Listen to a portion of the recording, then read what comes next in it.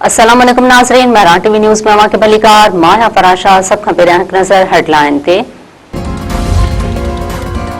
Field marshal Syed Asim Munir Iran जे दौरे ते तेहरान पहुची वियो। ईरान जे घरू वज़ीर अस्कंदर मोमनी पारां एयरपोर्ट ते आज़ियां। फील्ड मार्शल सैयद आसिम मुनीर ऐं ईरानी घरू वज़ीर विच में मुलाक़ात।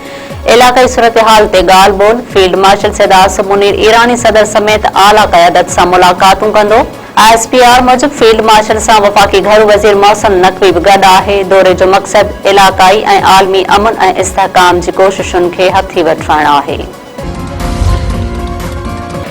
अमेरिका अॼु खां ईरान ख़िलाफ़ इस्लाहिती इक़्तिसादी कार्रवाई जो ऐलान करे छॾियो। अमेरिका जे नाणे वारे वज़ीर बेसेंट चयो आहे त कंहिं बि मुल्क ख़िलाफ़ थींदड़ ही सभ खां वॾो माशी हमिलो हूंदो। ट्रंप ईरान जे फ़ौजी सलाहियत तबाह करे छॾी ऐं एटमी प्रोग्राम खे दफ़न करे छॾियो। हाणे असां फ़ैसिलाती मरहले में दाख़िल थी रहिया आहियूं।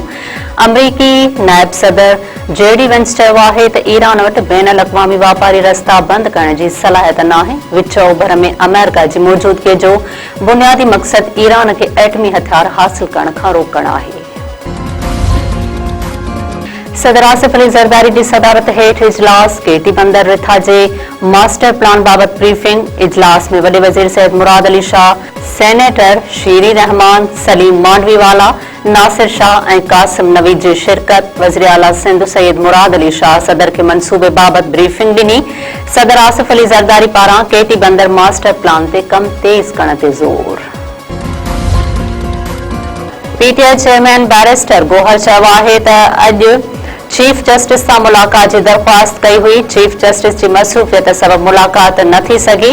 असांजी दरख़्वास्त ते नंबर लॻाए केस सुभाणे लाइ फिक्स कयो वेंदो। मीडिया सां ॻाल्हाईंदे बैरिस्टर गोहर चयो आहे त छा सुप्रीम कोर्ट कंहिंखे इस्पताल मोकिलण जो हुकुम नथी ॾेई सघे? छा पहिरियां माण्हू ज़ियाउद्दीन इस्पताल न विया आहिनि?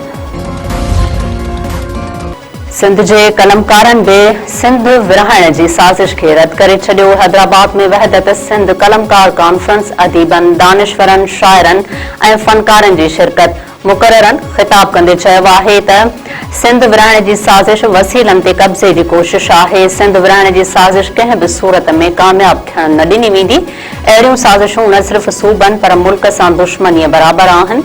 सिंध जे तहफ़ुज़ लाइ इनफ़रादी ऐं इज्तमाही तौर ते हर मुमकिन जिदोजहद कई वेंदी। सिंध जो हर माण्हू धरतीअ जे बका लाइ जिदोजहद जारी रखंदो।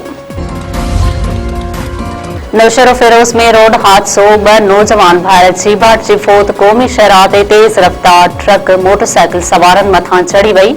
हादसे में शकील अहमद ऐं शर्जील अहमद मंगी मौक़े ते ई फोत थी विया। लाश घर पहुचण ते वारसनि में कोहराम बरपा।